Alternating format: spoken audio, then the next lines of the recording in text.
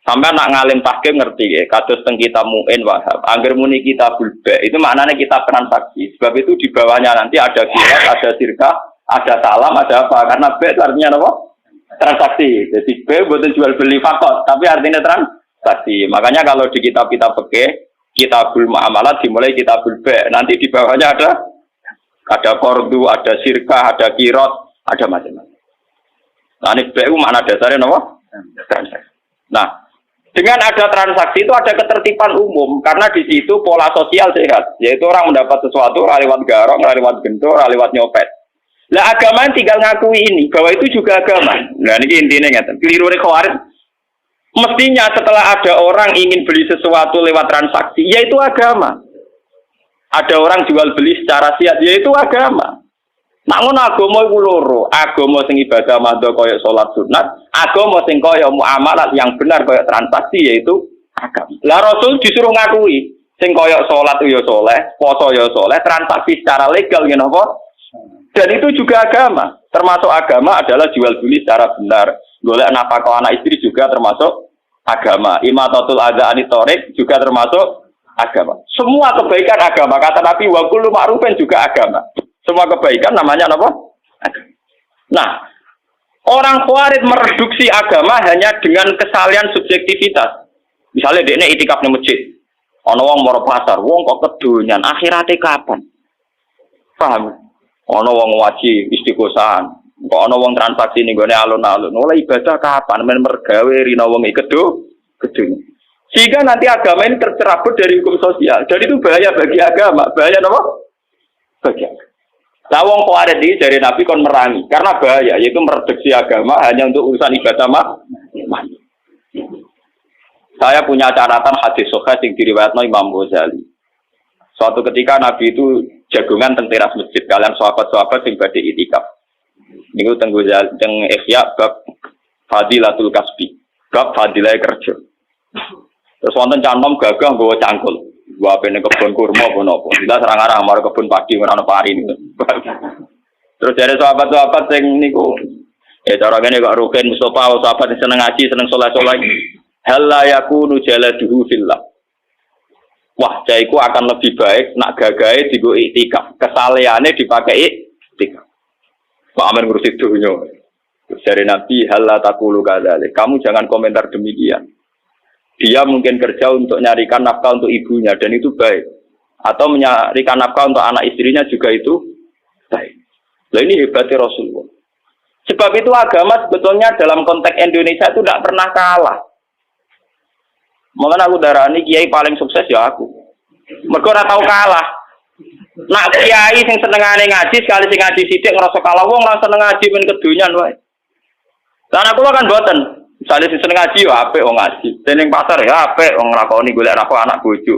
Sing saiki macul iki sama ya apik wong kerja. Jadi aku nganggep sukses umatku baik-baik saja. Lah salahe kiai darani sing apik sing melok kelompok dekne istighosah sehingga darani ono kiai mulang ono sing ngaji malah do kedonyan ning sawah. Ya akhirnya dia merasa kalah mergo sing ning sawah luwih akeh timbang sing ngaji. Dia cara berpikir salah, maka dia merasa kalah terus. Wis ngono keliru cara Kanjeng Nabi. Dia ini sing dibela-bela Kanjeng Nabi, dibela Kanjeng Nabi nyalahno. Apa ora lara. Lah nek kaya kula kan santai. Sing ngaji ben ngaji kalau biasa ora toko-toko ketawa ke dia. Ya apik, wae tak apa ya apik. Karena kemenangan agama sebetulnya dihalal demikian dan itu memang agama. Sama cek di Quran, di hadis semua perilaku sosial yang benar itu ya bagian dari agama. Karena agama adalah amar ma'ruf nahi munkar, semua ma'ruf itu makmur diperintahkan. Diperintahkan adalah bagian dari agama. Nah, dari Kanjeng Nabi akhirnya cara sahabat terpelajar sudah tahu. Nah ngono sing iktikaf ya sedang dalam bingkai agama. Sing saiki nggo pacul ning kebon ya sudah sedang dalam bingkai agama. Dan kok kiai model ngono kan aman. Ngono Kanjeng Nabi yang ngerasa sukses. Sing bareng beliau ning masjid yo nderekno Nabi. Sing ning pasar ning dalan-dalan ning gone sawah yo nderekno Nabi iku ya ajarane malah nabine menangan to.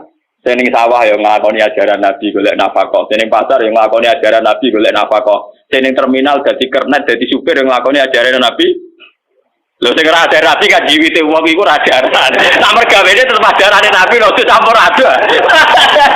Lho nek bedane rodo iku ora ajarane Nabi. Nabi kan Nabi kok apik roh ya kerjane to. Nakale kok mbok ora roh ya. Paham ya niki sing. Lho umpama kebenaran nuruti khawarid iku kebenaran mau anane ning nggon ngaji, nggon istighosah, nggon sebab itu Quran itu hampir berapa persen, 50% lebih cerita muamalah, karena muamalah adalah bagian dari malah dari Nabi wa kullu bai'in mabrur, dan semua transaksi itu termasuk afdalul kasbi, termasuk ibadah terbaik. Paham? Niki penting kula aturaken. Mergo sakniki itu kathah nganggo ukuran kesalian sing ideal. Nggih, nganggo ukuran kesalian sing ideal. Akhirnya banyak masalah. Wong soleh kok diukur ideal. Wong kira-kira waras wonten pun sunten. Lan kula ora ngarah dadi wong soleh nemen-nemen, pun sumpah lho mbek pangeran. Soleh sing nemen-nemen ae, tapi sing mlebu swarga langsung, maksudnya sing paham. Lha kula nak mulane sarang sering guyon ngeten. Poso Senin Kamis itu sunah Nabi. Tapi sunah Nabi ra poso Senin Kamis tok. Nabi juga sering nunjukno ra poso Senin Kamis, go nunjukno ora wajib. Nek ngono poso Senin Kamis ya sunah Nabi, kadang-kadang ninggal sunat iku ya sunah Nabi. Lah aku milih sing ninggal iku. Paham ya? Loh, karena kalau ulama nglakoni terus nanti dikira sunat, itu dikira wajib. Itu bahaya bagi agama, paham ya? Loh, ulama itu duwe kelebihan ngoten. Dene duwe iskal untuk niru Nabi komplit, yo niru nglakonine, yo niru ninggal. Loh, kata siapa ninggal tidak bagian sunnah Nabi? Karena kalau kesunatan dilakukan terus akan jadi khawarij. Nanti dikira wajib. Dan itu bahaya bagi agama, sesuatu yang sunat dikira wajib.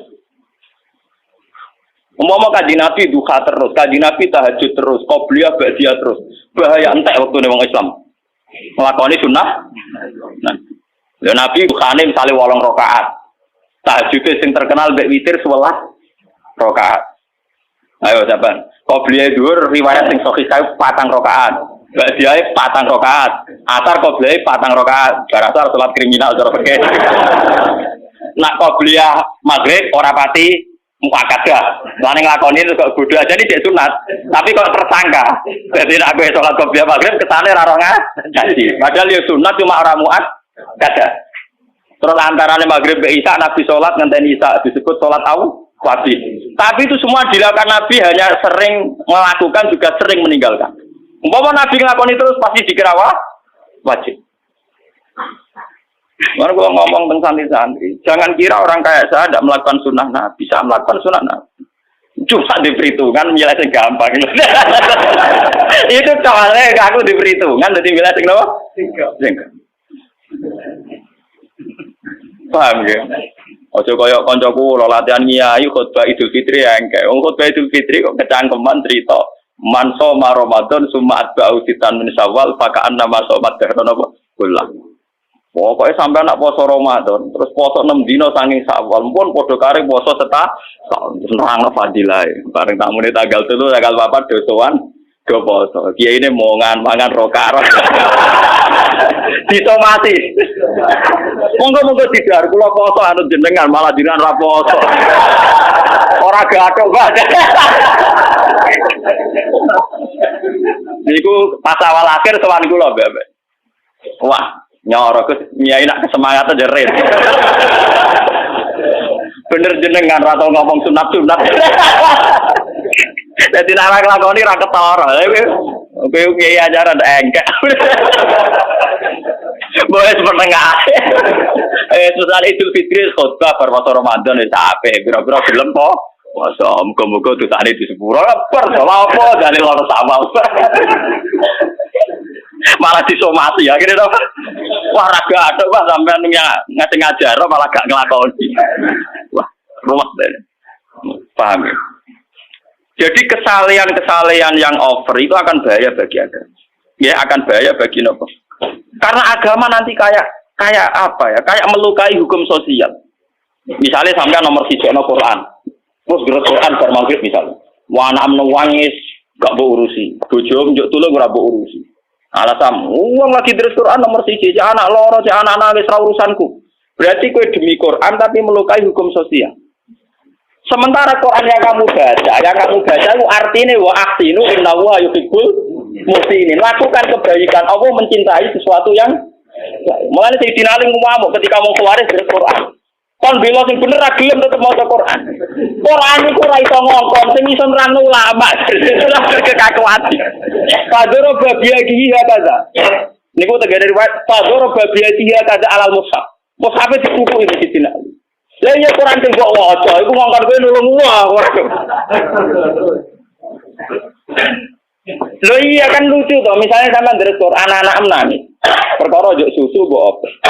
Terus kowe mau nulung karena nomor 3 ana Quran, nomor 2 ana anak. Lah wong saleh model khawarij ngoten niku, cara berpikir ngoten niku. Toh saat kowe nulung anak yo isih ndres Quran, mergo kowe nulung anak yo perintahe Quran. Ngapiki bojo yo atas nama perintahe. Toh kamu tidak perlu lepas dari Quran kan saat nulung anak memperintah Allah wa ahsinu innallaha yuhibbul. Misalnya kula deres Quran ana tamu misalnya Mustafa Barukin tuh assalamualaikum Gus kula nuwun. Lho aku mesti kere kok Rukin yo nglakoni Quran dari Quran kok sak kere itu kan paham. Ora kok kula tetep deres Quran wacana Rukin makhluk nomor piro. Lah kesaliane kuwarit ngene iku paham lho. Paham ya? Bahaya kesalahan model ngono napa? Mulane Abdul Qasim Al-Junaidi termasuk tokoh tarekat paling diikuti sinten Abdul Qasim Al-Junaidi. Dia punya tradisi poso terus. Wah, saurip-uripe poso, terkenale. Jebule santrine sering roh dekne ku mangan. Ayo dekne kita koi. Terus kula jadi kan poso terus, tapi jebule nek wonten tamu nggih mangan. Gak aku mangan baturi tamu, gajare ora kalah ambek nerus napa? Poso. Dadi sanut e ulama sing ngono-ngono. Tapi perasaane dekne tetep poso karena batalnya poso ora krana nuruti nafsu, krana permata. Pertamune mulai dia tetep biasa gitu terus napa kan. Ora kadung batal rokokan terus. Wis kadung gak poso, menisan rokokan terus ora ngono maksud. Ya sekadar pas paham kan? Lho kok ya. Oh, wah.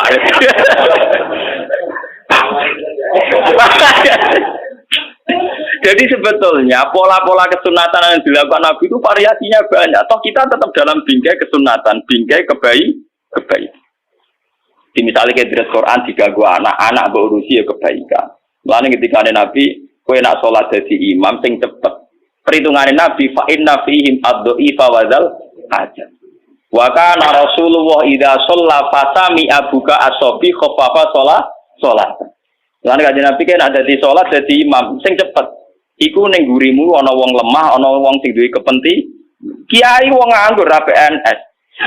Salate suwila ra masalah, ora ana di jadwal. Ora duwe napa? Ora duwe jadwal. Tapi wong sing duwe anak cilik ning omah. Ibu-ibu sing makmum kuwe duwe anak cilik ning omah mesti salate kesusu nang ngurusi anak. Kiai ini nganggur, anaknya di patrano boe. Tidak bisa kamu sepihak begitu jari Nabi, tidak boleh. Sholat kudu standar dengan mempertimbangkan wadzal hajat. Dan Nabi ketika sholat kok mengucap cilik nangis. Dan beliau sadar ibunya karena ikut jamaah itu khaffafa sholatan. Nabi mempercepat sholat. Jangan sampai dikira sholat ini problem bagi anak. Gak bisa kamu katakan, berarti Nabi ngalano sholat di sini cilik. Lu perintah sholat ngono iku yo perintah Allah. Saiki rumah cilik yo perintah Allah. Berarti Nabi tidak ada masalah ketika sholat dia tadi fi amrillah, ketika sekarang ngurus cilik juga fi amrillah. Jika agama selalu menang. Satu kiai kok kulon malah ngerasa menang terus. Gus gak ono sing ngaji kok ngerasa menang. Lho sing ning pasar iku yo tak anggap nglakoni sunnatullah. Sing ning terminal tak anggap nglakoni perintah Allah. Jadi karena jadi supir tak anggap nglakoni perintah. Karena itu sedang dalam tolakul halal. Kulo nu gak ada kenangan kalian bapak nu termasuk kiai teng Rembang karisma, wong ngapal Quran dihormati. Itu paling seneng marung. Mbok ping dalem sarapan teng omah nggih kok nak teng dalan tetep marung. Mbok badhe tok omah ora langsung ki marung sih. Nanti ora tak. Pak, jenengan kok seneng marung alasane nopo? Wong ngertian Pak Kiai Nur Salim jadi misteri kenapa seneng marung. Dia cerita. Dan beliau cerita sambil berkaca-kaca. Terutama ambek warung-warung sing orangnya itu lemah, kados rodo-rodo lemah atau apa. Cerita Bapak. Nah ono rondo ayu gawe warung dan dia tidak pezina, tidak menjual apa? Itu artinya dia melakukan perlawanan terhadap sing namanya zina. Wong nganti buka warung, artinya mau nyolong, mau menjual diri sebagai pezina, mau korupsi. Dia inginnya berdagang secara normal, itu artinya tolabul halal. Jadi setiap wong sing buka toko, buka warung, artinya orang yang melawan kezinaan, melawan maling, melawan penjahat. Karena dia ingin mencari nafkah lewat jalan normal. Dan itu sangat menolong agama, sangat menolong. Jadi sing ibadah ora sing tahajud tok. Wong sing jaga warung nunggoni warunge nunggoni tokone ya ibadah. Karena iku artine melawan maling, melawan sistem-sistem cara-cara sing kotor. Padahal kita tahu ciri utama agama adalah tarkul haram. Ciri utama agama mau loro tok lek fi'lul wajib kaya salat, nomor 2 tarkul haram. Dan tarkul haram dalam masalah rezeki tentu implementasinya diwujudkan lewat duwe warung, duwe toko, paham nggih? Ya lewat nerak jarum barang cara ki kuat iku terus cara roken nggih piring Jepang. Mereka ora nilai piring Jepang, nilai perlawanan terhadap ora gelem nyopet. Paham? Rai-rai potongan nyopet nak wis terus mergawe ora sida nyopet. Lah nek ngono mergawe dianggap perlawanan sangka tabiat buruk kaya nyopet, maling dan itu juga menguntungkan agama dan bagian dari mulane kudu kok regani. Ora kok malah kiai fatwa kiai marung buak muruah. Iku cara bapak wah paling gak berkenan ngono wah wengkar banget. Wong anak kula niku kula cerita bolak-balik teng mriki.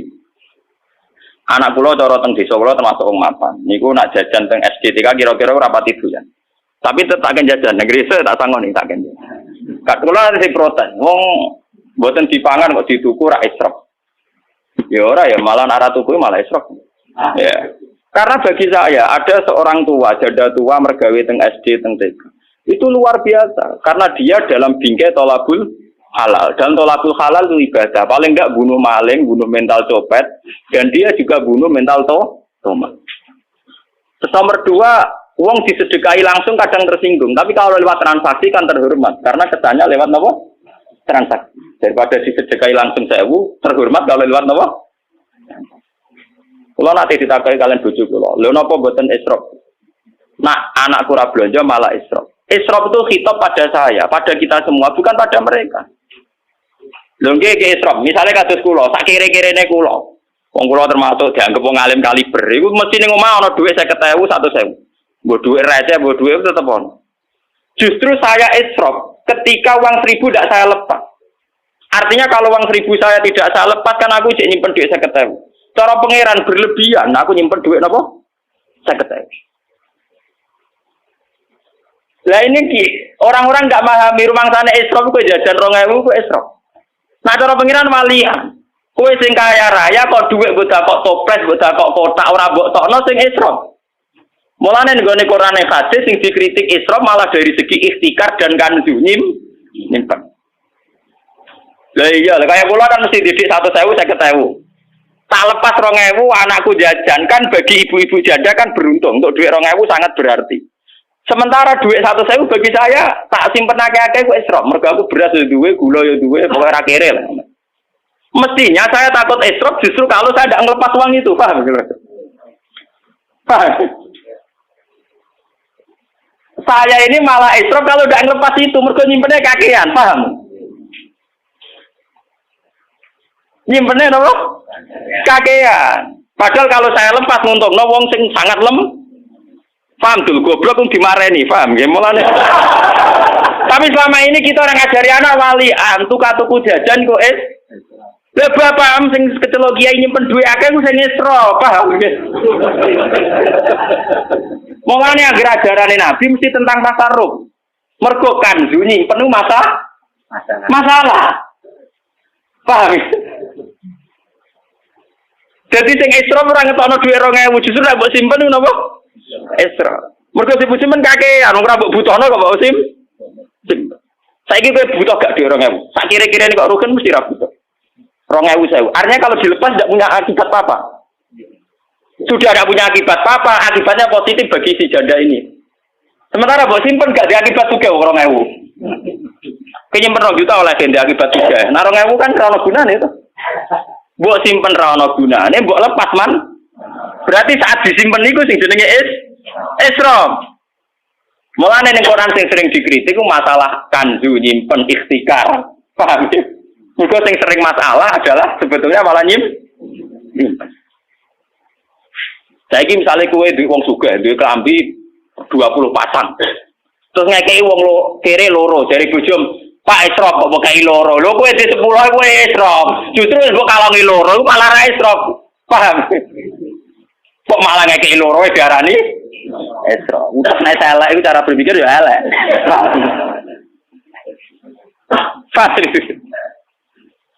Jadi berpikir 200.000 itu yang kita hitam itu kita. Dengan di sana ya tetap jajan.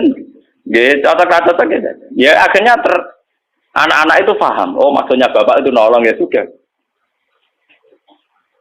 Paham ya. Terus ini ben sampean ngerti. Kesalahan model khawar itu bahaya. Mereka gak dipikir. Nah, terus Kanjeng Nabi ngendikan wong sing koyo khawar kudu diperang. Dari zaman Sayyidina Ali, niki kula eling peristiwa teng Indonesia zaman LDII. DITI Darul Islam Taufik. Niku dulu kan divonis NU bukan. Paham ya sebagai riyen DITI divonis NU napa? NU bersama negara menumpas DITI. Niku kata sing teng jero-jero gunung pas maca Yasin. Tentara sing Islam yo bingung, dibrontong pas maca Yasin, ra dibrontong pemberontak. Jadi kok kula nu menangi ulama-ulama pernah pakde kula, Pak kula sing riyen derekno Kiai Mahfuz dadi pasukan oposisi Hizbullah. Nu nak cerita kula. Lah yo aku gak bingung iki. Aki diutus kiai kon merangi. Wes tak buru-buru ning jero alas jebule pas maca ya. Foto wong kon nembak wong sing maca apa? Ya. Dileng ora gelem. Mulane fatwa bukot pertama sing dalam tradisi Indonesia adalah kasus nopo? Itu. Sebetulnya peristiwa itu pernah terjadi zaman Sayyidina Ali. Sayyidina Ali ngadepi kelompok jenenge Khawarij. Anak enake dibueno. Bojone kelangkengan ya dibeno. Mergo dekne alasane lagi maca Quran. Jadi Sayyidina Ali Quran, lha ya Quran sing mbok waca iku ngongkon kowe ngurus anak. Quran wis ra iso ngomong, sing iso ngomong saiki aku ulama sing marisi Kanjeng Nabi. Nganti kaku ati Sayyidina Ali nerangno. Paham? Lah sebetulnya kemenangan Quran, kemenangan Islam, kemenangan agama, anak kowe dadi kiai wis legowo ngeten iki. Iku kowe ngrasa li ilahi kalimatillah wis ngrasa wa kalimatu wa hiyal ulya. Coba sampean waca tengene ayat fitratallahi allati fataran nas 'alaiha. Dzalika dinul qayyim. Faqim wajhaka lid-dinil qayyim. Termasuk ciri utama dinil qayyim mergo napa fitratallahi allati fataran nas 'alaiha. La tabdila li khalqillah. Itu disebut Quran dzalika dinul qayyim. Termasuk fitrah manusia itu kalau ingin mendapatkan sesuatu lewat transaksi. Bandar narkoba ora wis bajingan. Uang bandar narkoba bajingan ta bajingan? Bajingan. Lha iku pengen tok sabu-sabu transaksi. Ora kok saling garong kok. Padahal antar bandar iku kepengin entuk narkoba lewat nopo? Ora lewat saling garong wae pegawaiane yo garong. Padahal duwike kok garongan. Ayo lucu tuh. Tapi pas kepengen transaksi sabu-sabu lewat apa? Orang garong wae. Garong wae kancane maksudnya. Sebenarnya etika sesama garong tidak perlu menggarong. Padahal di transaksi tuku narkoba kok duit garongan. Ayo lucu tuh. Mulane wong kok ambek kelompok ide ra etika keliru, etika ada etika. Dene garong langsung ku mau. Mumpung garong duit sik kok lagi digo. Transaksi. Kalau balik ini balik. Ketika fitrah manusia sudah demikian, orang di pasar transaksi ingin beli daging ayam transaksi, beli daging kambing transaksi. Agama ini tinggal menganggap yaitu agama. Zalikat dinul qayyim. Kalau begitu kita sedang sholat, sedang beragama, yang sedang transaksi secara sah, ya juga sedang beragama. Mulane ketika Kanjeng Nabi darani agama iku apa nabi sing dicontohno gampang-gampang. Kowe ning gone alas gowo kayu mbok dol ning pasar mbok napakon anak bojo ya agama. Wa amrun bil ma'ruf ya agama. Terus Nabi ngendikan terus. Sampai Nabi ngendikan hal yang sifatnya biologis. Wa fi buti ahadikum shadaqah. Bahkan kowe ngumpuli bojomu ya bagian dari agama. Sahabat tanya, "Mosok ngumpuli bojo untuk ganjaran ya Rasulullah?" Terus jawab Nabi, "Alaisa wa du'a fi haramin akana lahu wis." Wong ngumpuli bojo ini ya bagian dari agama. Karena dengan demikian, umpama wong ngumpuli bojone kabeh rak prostitusi tutup.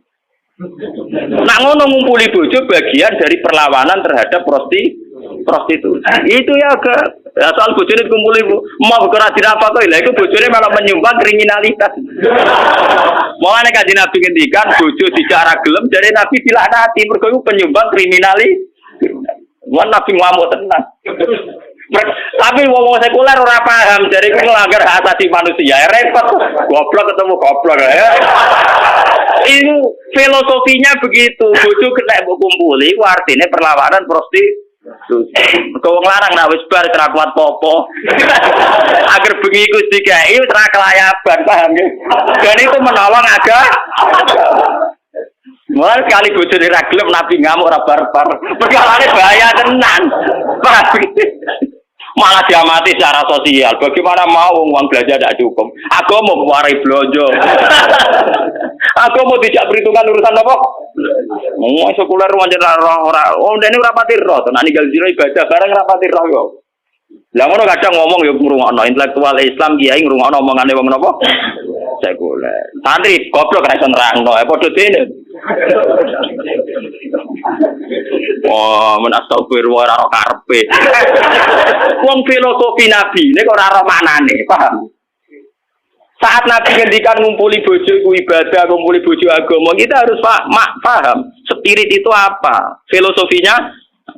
Kenapa Nabi-nabi sering ke pasar wayam sunafil aswaq? Apa filosofinya? Itu penghormatan pada sebuah transaksi yang normal, yang wajar. Mulane kula mulai teng Yogyakarta nganti sakniki anggere esuk ke teng pasar. Mes tiap hari. Pertama kula nyai teng Naruhan wong do takok. Gus ulama kok ning pasar. Aneh dan mergo biasa kiai-kiai fikih nak darani pasar muruah napa? Sesuk kula mureng-mureng. Ya aneh kuwe. Kok saged wong goblok ya wong alim ya aneh. Wati. Aneh-aneh ku ngalim di pasar aneh ku wong goblok nyual apa? Iku ya aneh. Malah kadang wong kok Gus Dur iku ya bener. Artine bener iku wong-wong sing janggal iku kan ora mesti luwih pinter timbang Gus Dur. Berarti wong bodoh ngakoni wong nyual wong napa? Kita akoni Gus Dur pinter, tapi kadang ngene-ngene. Nek ngakoni pinter ya wis meneng ae menir arep bar malah enak. Malah aneh to wong bodoh kok nyual wong. Mestinya nek wani nyual ngene, Gus Dur aku padha pinter tapi beda malah apik ning. Awale ora. Aku ya wong bodoh nek bodoh ni terus semua. Nah aku itu orang ngalim mbek aku level ya nah ora tak arani aneh. Dadi wong ngalim ngloroi wong ngalim. Kowe yo ngaku bodoh jarene ngalim aku. Kok nyual aku ya aneh kowe. Makanya saya itu melawan itu ya, tradisi murah itu harus kita lawan. Karena filosofi para nabi tentu lebih benar timbang tradisi-tradisi yang diciptakan kiai. Masalah murah. Lu ayatnya sorry, kecuali tidak sorry, mungkin saya salah. Ayatnya itu sorry, artinya tidak bisa dipahami selain itu. Gelem ra gelem wayam sunafil aswaq terjemahannya melaku ning pasar. Kecuali ayatnya tidak sorry, misalnya ayatnya cara bahasa Arab itu mubham. Cara bahasa yang kayak ambigu, lafaz-lafaz yang terjemahannya gak jelas. Lafaznya sorry, terjemahannya jelas, maknanya jelas. Dan filosofi agamanya juga jelas. Karena agama dibagi dua, yaitu ibadah mahdoh kayak sholat dan ibadah muamalat kayak transaksi. Ketika ada orang di pasar, artinya orang-orang yang ingin memiliki sesuatu lewat akad yang sah. Dan itu bagian dari agama dan harus kita dukung. Lalu dari kanjeng Nabi ketika sahabat ngomentari yang mau kerja tadi, boyo gagahe ngono digo itikaf ora digo golek donya. Dari Nabi, halla taqulu kadzalik. Dia kerja juga untuk anak istrinya dan itu juga agama. Mencarikan nafkah juga. Nah, ngono saiki agama ning kene yo menang, ning narukan yo menang, ning biduan yo menang. Sing ngaji ya sedang beragama, sing transaksi ya sedang